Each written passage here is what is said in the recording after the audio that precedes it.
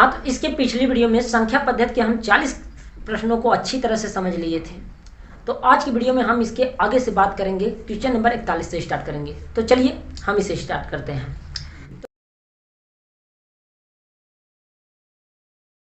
तो क्वेश्चन दिया है, किसी संख्या के 4 गुने में 10 जोड़ने पर संख्या के 5 गुने से 5 कम प्राप्त होता है, तो संख्या क्या है? ठीक है, तो कहा है किसी संख्या के 4 गुने में 10 जोड़ने पर उस संख्या के 5 गुने से 5 कम प्राप्त होता है। ठीक है, तो पहले हम मान लेते हैं कि माना संख्या क्या है। माना संख्या यक्स है। क्या है भाई? संख्या यक्स है। इस संख्या के 4 गुने मतलब 4x में 10 जोड़ने पर इसमें 10 जोड़ देते हैं। ठीक है, फिर इसी संख्या के 5 गुने, इसी संख्या के 5 गुने मतलब 5x। ठीक है, 5x से एक कितना कम प्राप्त होता है? 5 कम प्राप्त होता है। मतलब 4x प्लस 10 जो है हमारा इस संख्या के 5 गुने मतलब 5x से 5 कम है। ठीक है, कौन बड़ा होगा? 5x वाला हमारा बड़ा हो गया। ठीक है, किससे? इससे 4x प्लस 10 से। ठीक है, तो कम अधिक हम हमेशा क्या बताता है भाई? कम अधिक हमेशा अंतर बताता है। तो दोनों के बीच ज्यादा में से कम को घटाकर जो जितना कम अधिक हो भाई उसी के बराबर रख दो। ठीक है, तो 5x माइनस 4x प्लस 10 बराबर कितना हो गया? 5। यही तो कम प्राप्त हो रहा है ना।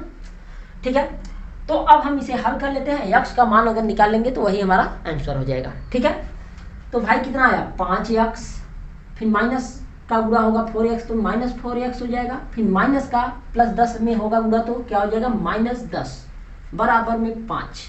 आया बात समझ में? अब 5x में से 4x को घटाएंगे तो आएगा कितना भाई? x आ गया, और माइनस 10 बराबर 5। माइनस 10 को पंचांतर कर देंगे उस पार तो क्या हो जाएगा भाई? 5 प्लस 10, तो जो संख्या निकल कर आई हमारा कितना? x। 5 में अगर हम 10 जोड़ेंगे तो कितना आएगा? x बराबर 15। तो जैसे आपको ऑप्शन में दिख रहा है यही आपका आंसर हो गया। ठीक है, एक बार आप फिर से समझ लीजिए इसे। कहा किसी संख्या के 4 गुने में अगर 10 जोड़ दिया जाए तो उस संख्या के 5 गुने से 5 कम प्राप्त होता है। मतलब जो संख्या है उसका 5 गुना इस वाले संख्या से बड़ा है। कितना अधिक है भाई? 5 अधिक है। ठीक है, तो हम ज्यादा में से कम को वाले को घटा देंगे। कौन कम वाली संख्या है? यही हमारा एक कम वाली संख्या है भाई। 4x प्लस 10 हमारा कम है, और इस 5x वाले से कितना कम है? 5। ठीक है, तो ज्यादा में से कम वाले को घटाकर 5 के बराबर कर दिया। उसके बाद हमने यहाँ से हल करके x का मान निकाल लिया। जो हमारा x का वैल्यू आया वही हमारा संख्या है। ठीक है, हमें आशा है कि आप लोग अच्छी तरह से इस बात को समझ गए होंगे। अब चलते हैं नेक्स्ट क्वेश्चन पर। क्वेश्चन दिया है, पुस्तकों की 3 बंडल हैं। पहले बंडल का भार दूसरे बंडल के भार से 4 किग्रा कम है। तीसरे बंडल का भार दूसरे बंडल के भार से 2 किग्रा अधिक है।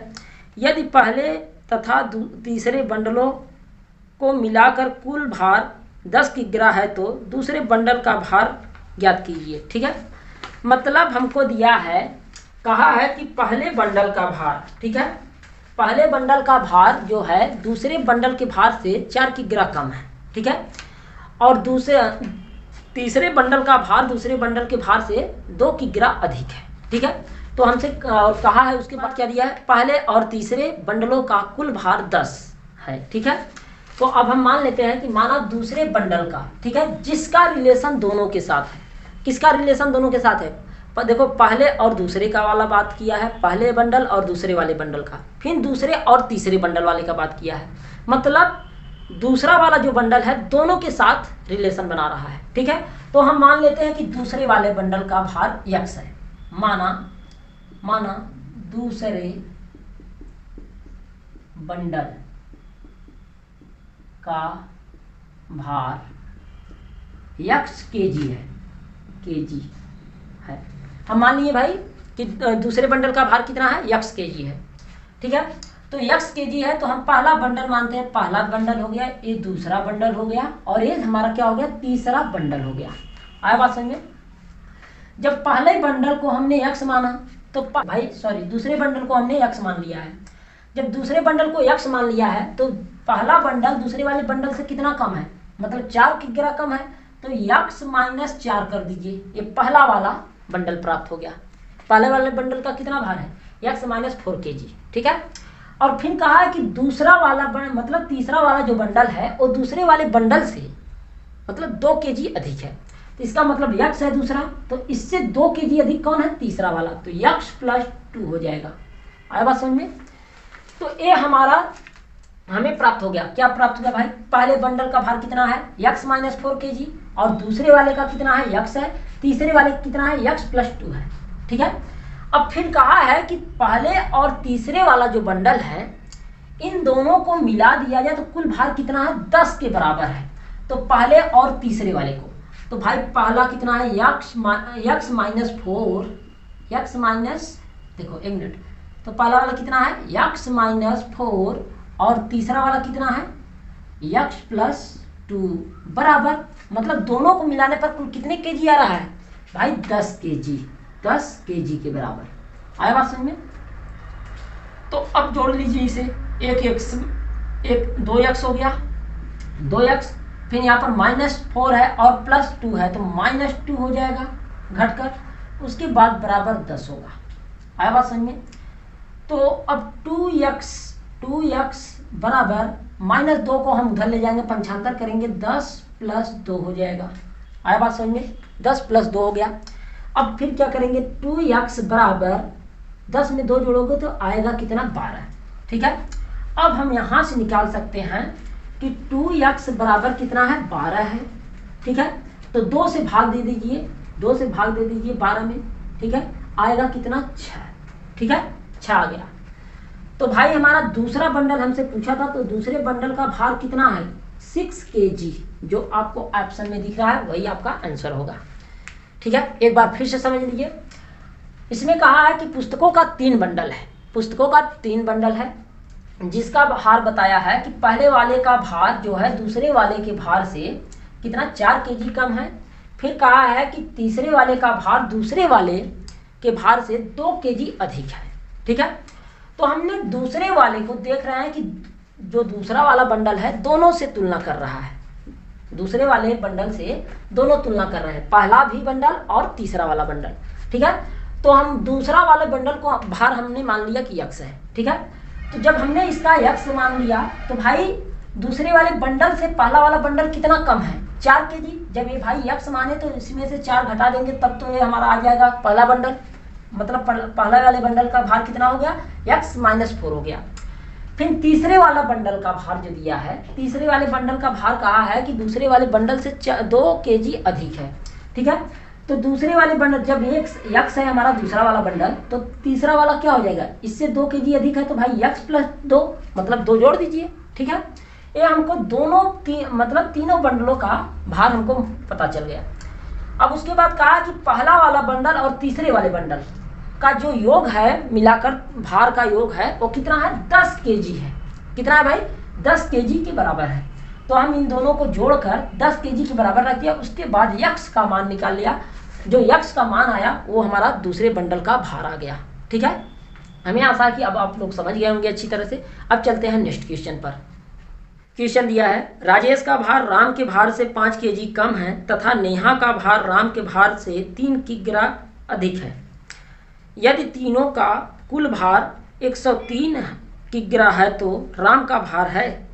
भाई इस प्रश्न में किससे तुलना कर रहे हैं दोनों, मतलब राजेश और नेहा राम से तुलना कर रहे हैं। इसका मतलब अगर राम का जो भार हमको पता चल जाए तो उसी से 4 मतलब कहा है कि 5 किग्रा कम है राजेश, राम के भार से 5 किग्रा कम राजेश है, और नेहा जो है अधिक है 3 किग्रा, ठीक है, राम से। तो अब हम कहेंगे कि मान लेते हैं कि माना राम का, हमको राम का पता नहीं है तो हम राम को यक्स मान लेंगे। माना राम का भार यक्स kg है, भाई यक्स kg है राम का भार, क्योंकि हमको राम का पता नहीं है, ठीक है।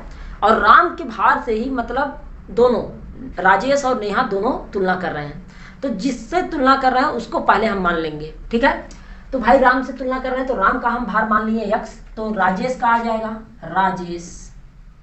राजेश का भार, और राम का भार, फिर नेहा का भार, क्या है, नेहा, नेहा का भार।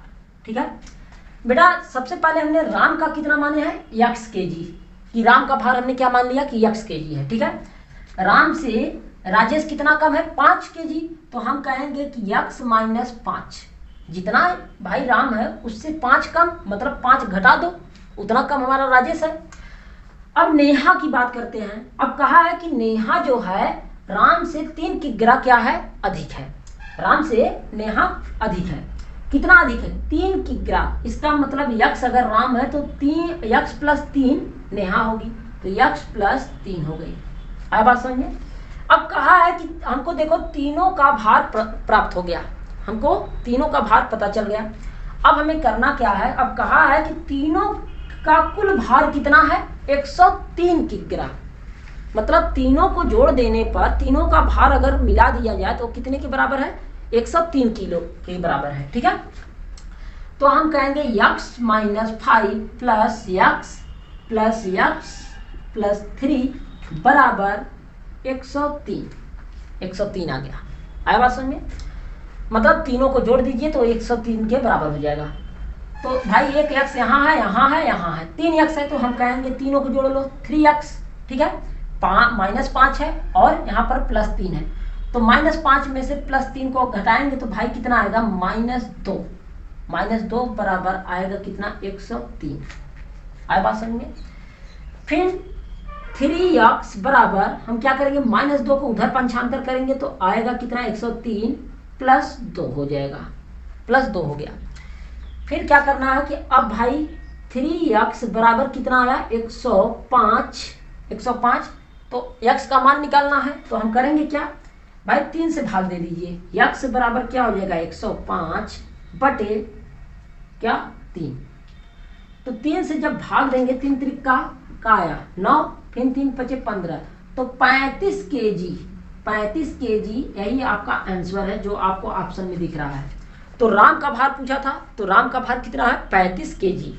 ठीक है, एक बार फिर से समझ लीजिए। क्वेश्चन में कहा है कि राम का भार जो है, ठीक है, राजेश का भार राम के भार से कितना, 5 kg कम है, और नेहा का भार जो है राम के भार से 3 kg अधिक है। ठीक है, और तीनों का कुल भार हमको दे दिया है कि भाई 3 मतलब 103 है, तो इसमें राम का भार पूछ दिया था। ठीक है, तो हमको हमने देखा कि राम से दोनों तुलना कर रहे हैं, राजेश भी कर रहा है और नेहा भी कर रहा है। इसका मतलब अगर राम का हमें पता होता तो हम नेहा और राजेश का हम भार ज्ञात कर लेते। ठीक है, तो हमें नहीं पता था, तो हमने क्या किया, राम का भार हमने यक्स kg मान लिया। ठीक है, तो जब राम यक्स kg है तो भाई राम से कितना कम राजेश है, 5 kg, तो यक्स में से अगर 5 निकाल देंगे तो भाई वही कम कर देंगे तो वही राजेश का होगा भार। ठीक है, तो राजेश का भार पता चल गया हमें। फिर कहा है कि नेहा जो है राम के भार से कितना अधिक है, मतलब अगर राम का भार मान लो 10 है तो नेहा 13 रही होगी। मतलब अगर 3 जोड़ते हैं, यक्स है तो भाई 3 अधिक है ना, तो 3 अधिक कर दिए, जोड़ दिए, तो नेहा का भार हमें प्राप्त हो गया। अब तीनों का योग दिया था, तीनों का भार का योग कितना दिया है, 103, तो हम तीनों को जोड़ दिए, तीनों को जोड़कर 103 के बराबर कर दिए।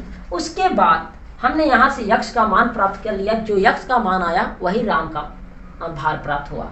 ठीक है, तो क्योंकि हमने राम का भार यक्स माना है। हमें आशा है कि अब आप लोग समझ गए होंगे अच्छी तरह से। तो चलिए अब नेक्स्ट क्वेश्चन पर चलते हैं। क्वेश्चन दिया है, एक परीक्षा में करण भावना से 10 अंक अधिक प्राप्त किए, ईशा ने भावना से 5 अंक कम प्राप्त किए। यदि तीनों के कुल प्राप्तांक 170 तो ईशा का प्राप्तांक क्या है। ठीक है, हमने देखा कि इस प्रश्न में जो भावना है, भावना से करण भी और जो है ईशा दोनों लोग तुलना कर रहे हैं। ठीक है, तो इसका मतलब हम अगर भावना का अगर हमें प्राप्तांक पता चल जाए तो उसके बाद हम ईशा और करण दोनों का हम प्राप्तांक पता कर सकते हैं। ठीक है, तो सबसे पहले हम मान लेंगे कि भाई माना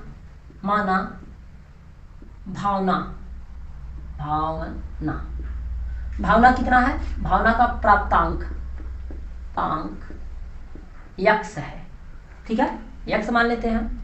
कहा है कि क्वेश्चन में क्या कहा है भाई, तो क्वेश्चन में कहा है कि करण जो है भावना से 10 अंक अधिक प्राप्त करता है, लेकिन ईसा जो है भावना से 5 अंक कम प्राप्त करती है। तो सबसे पहले हम देखते हैं करण और भावना और ईसा, ठीक है।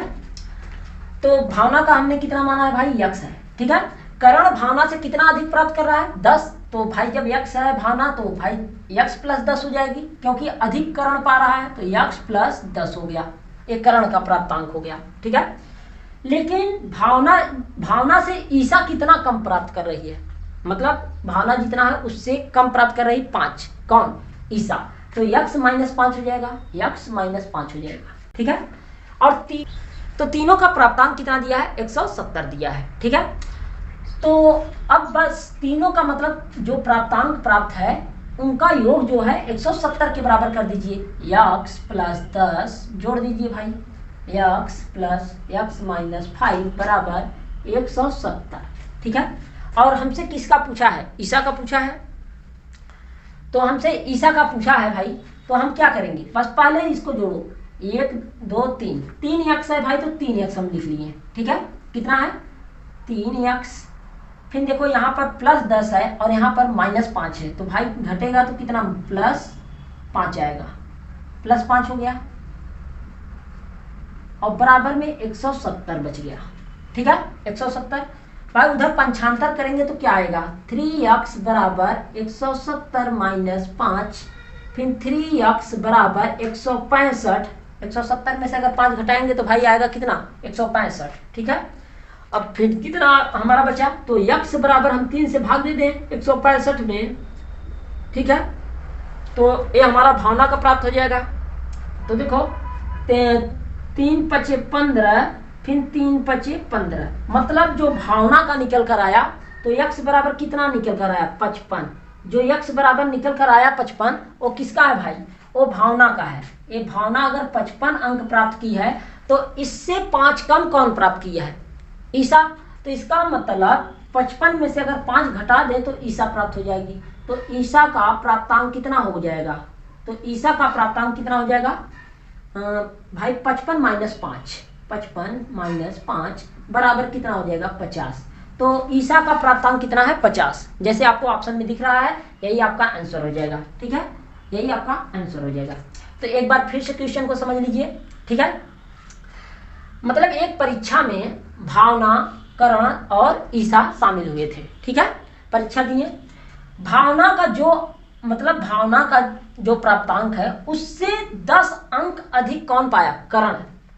और भावना के अंक से 5 अंक कम पाई कौन, ईसा, ठीक है। एक परीक्षा दिए जिसमें जो भावना जितना अंक पाई उससे 10 अंक अधिक कौन पाया, करण पाया, और उससे 5 अंक कम ईसा प्राप्त की है, ठीक है। तो हमने भावना का देखा कि दोनों, मतलब भावना से दोनों तुलना कर रहे हैं, कौन, करण भी कर रहा है और ईसा भी कर रही है। तो जिससे तुलना किया जा रहा है हम उसको यक्स मान लिए, क्योंकि अगर हमको भावना का अंक प्राप्त होता तो हम दोनों का आराम से बता लेते हैं, ठीक है। तो हमने इसका यक्स मान लिया। उसके बाद भाई भावना से 10 अधिक कौन है, करण, तो हमने यक्स प्लस 10 कर दिए, ठीक है। करण क्योंकि ज्यादा है भाई तो इसमें जुड़ेगा 10, ठीक है। अब ईसा 5 कम है, तो भाई हम भावना से ईसा कितना कम है, 5, तो जब भावना यक्स है तो उससे 5 कम रहेगी, तो हमने -5 कर दिया। अब तीनों का हमको प्राप्तांक पता हो गया कि भाई यक्स प्लस 10 जो है करण का है, और यक्स भावना का है, और यक्स -5 जो है हमारा ईसा का है। तो उसके बाद तीनों का प्राप्तांक कितना दिया है कि तीनों मिलाकर कुल कितना अंक प्राप्त किए हैं कि 170।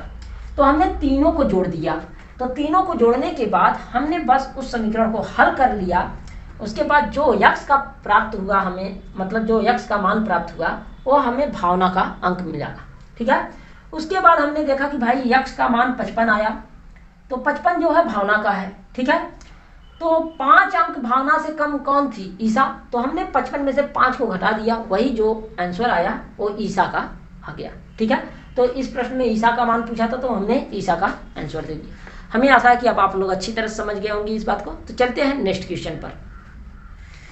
क्वेश्चन दिया है, एक दूध वाले के पास 48 लीटर दूध है, इसका 5/8 भाग एक परिवार द्वारा लिया गया और 3 लीटर दूध दूसरे परिवार ने लिया। शेष दूध को 20 लीटर बनाने हेतु दूध की कितनी मात्रा डाली गई?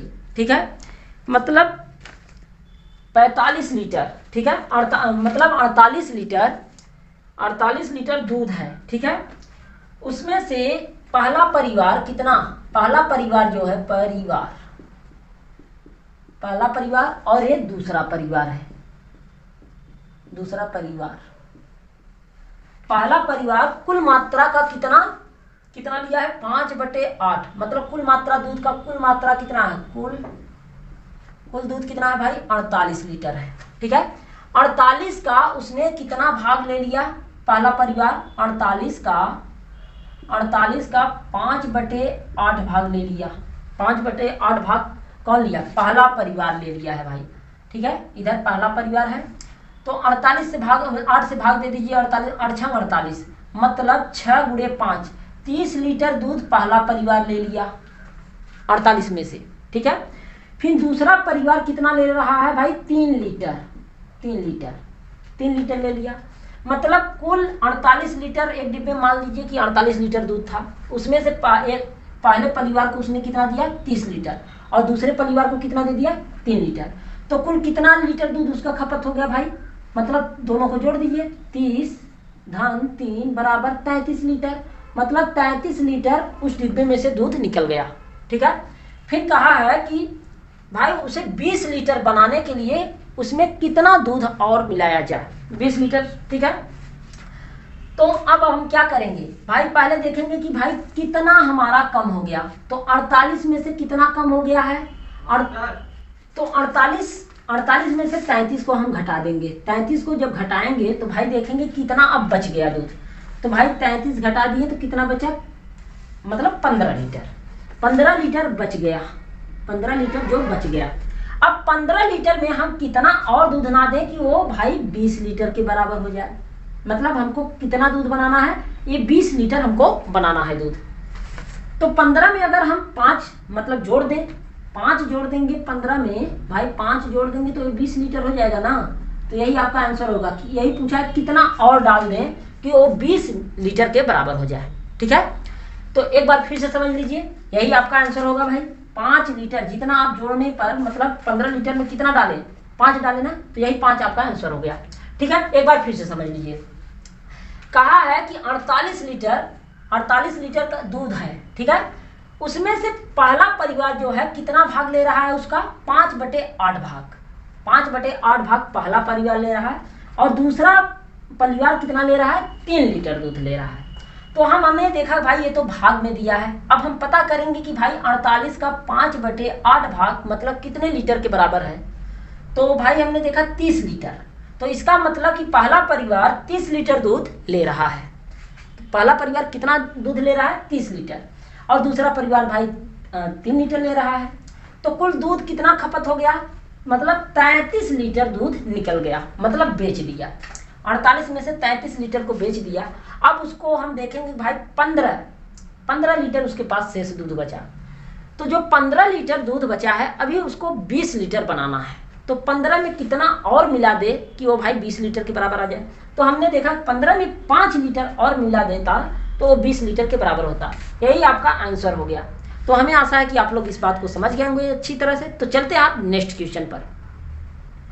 क्वेश्चन दिया है, एक टंकी में 45 लीटर पानी आता है, ठीक है। टंकी का 3/5 भाग पानी से भरा है। इसमें से 5 लीटर पानी प्रयोग में लाया गया। इस टंकी में कितना पानी और डाला जाए कि वह फिर पूरी तरह भर जाए, ठीक है। तो इस क्वेश्चन में कहा है कि एक टंकी है, 45 लीटर की एक टंकी है, ठीक है। उसमें से 3/5 भाग पानी मतलब टंकी भरी है। कितना? उस टंकी का कितना भाग भरा हुआ है भाई? 3/5 भाग, मतलब कुल पानी कितना आता है? 45 लीटर। उस टंकी में कुल कितना आता है पानी? 45 लीटर आ रहा है। लेकिन उसका मतलब वो टंकी जो है कितना भाग भरा है भाई? मतलब 3/5 भाग भरा है। तो 45 का 3/5 भाग हम निकाल कर देखेंगे कि भाई कितने लीटर के बराबर है, ठीक है। तो हमने 5 से इसे कैंसिल किया तो 9 बार में 5 45, तो 9 त्रिक 27।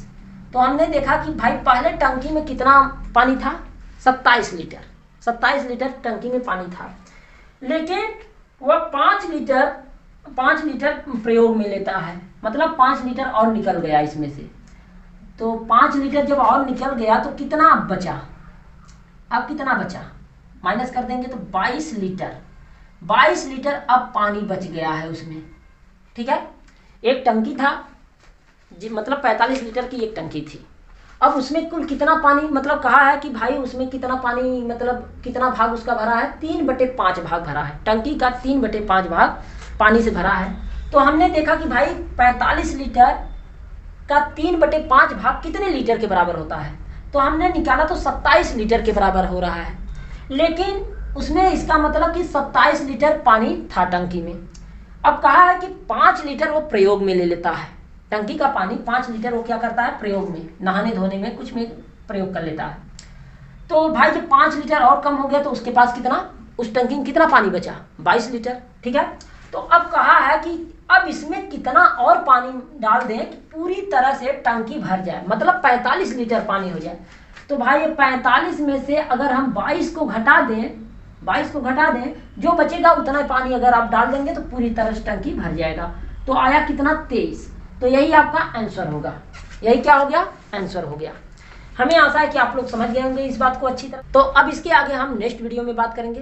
तो चलिए नेक्स्ट वीडियो में फिर मिलेंगे।